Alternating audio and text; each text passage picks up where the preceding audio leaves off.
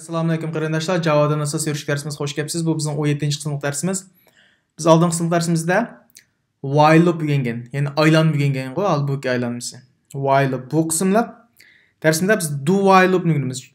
Men oldingi sinf darsimizda loopdan, ya'ni aylanmadan nechisi bor degan 3 turlik bor biz ishlatadigan. Buning ichida qanda while loop, do while loop enda yana for loop degan. Hamda aldirmay tanishimiz. Bu intayin asan ham muhimlar.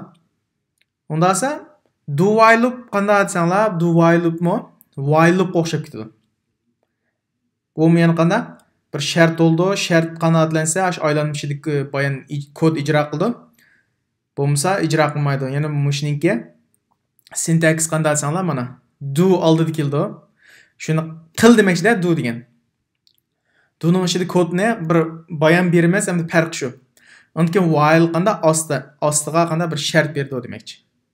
Bumi while loop o'xshab ketadi, o'xshamaydi g'ayri, hamda cho'qim do while loopda bir bayan cho'qim ijro bo'ldi demakchi.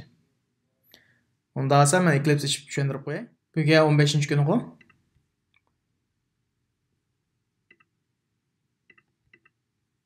Bir package quray. 15. Ya'ni do while loop shunaqa qo'y. Class qo'sam do while loop ko'proq mashq qilinglar buni. While loopni oldin qism tushungandan keyin buni bekchiq so'zlab o'tamayman. Do qana buning syntax bir padan ochimiz do'ning keyindan buning ichiga qana bir statement yozamiz. Andan keyin qanday while loop bor. Bu yerga bir shart bor. Hammasi o'xshaydi, masalan, birdan tortib 10 gacha son yozsam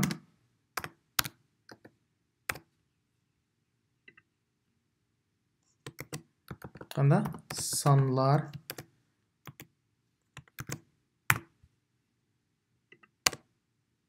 o'xshash 10 gacha degan ekan qanda 10 dan kichikdan 10 ishib kelsa to'xtaydi demakchi. Mana kod. Mang'usaq sonlar mana 1 2 3 4 5 6 10 gacha demakchi. Unda esa biz 10 dan 1 gacha qilib baqaylik bo'pti. 10 dan 1 gacha. Birda 10 gacha qilaverdik. Buni o'zgartimiz ha. Ma increment nima bo'lib ketadi? Decrement bo'lib ketadi endi. Ilish bo'ladi, birdan olamiz demakchi-da. Vaqt mana shart o'zgaradi. Ay nechigacha 0dan cho'ng yoki 1dan cho'ng yoki tang desanglarmi bo'ldi yoki 0dan cho'ng deb desanglar bo'ldi. 1dan cho'ng yoki tang degan gap shu. 0dan cho'ng demakchi. Birni shunaqa. Mana qo'ysak mana tartibsiga 10dan 9gacha keyingi ma'noda demakchi. Bu do while loop bilan while loop hamma cho'qim bir statement qanday bir kod ijro bo'ldi degan gap. O'xshash ha. Unda esa men yana birdan tortib 10 gacha jupsanni ham chiqarib qilaylik. Birdan tortib 20 jupsanni ham do while loopdan foydalanib. Masalan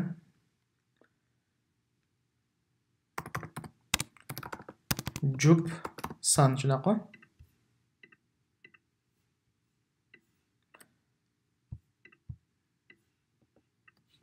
Birdan tortib 20 jupsan qancha?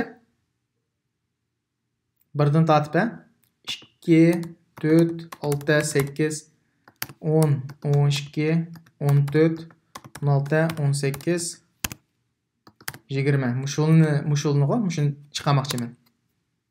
Unda esa end qanday? Birdan boshlansin. 2dan boshlansin bo'lardi o'xshash.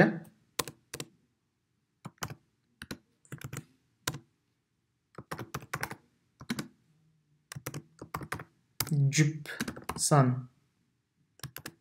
shunaqa. Ahamiyat hal qiliq narsa shart, qanday shart beramiz. Jupsan degan qanday bo'ldi?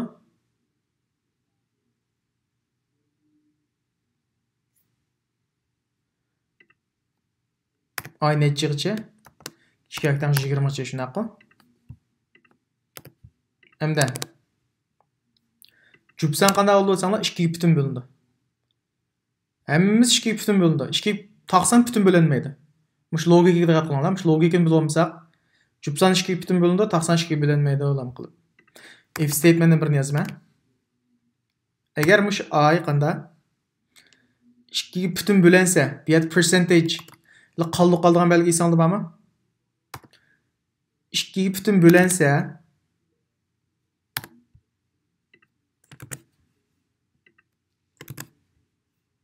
mana moshini besib chiqiramiz. Bo'linsa chiqamsaq bo'ldi. Uning munosabati yo'q, ha? Unda samang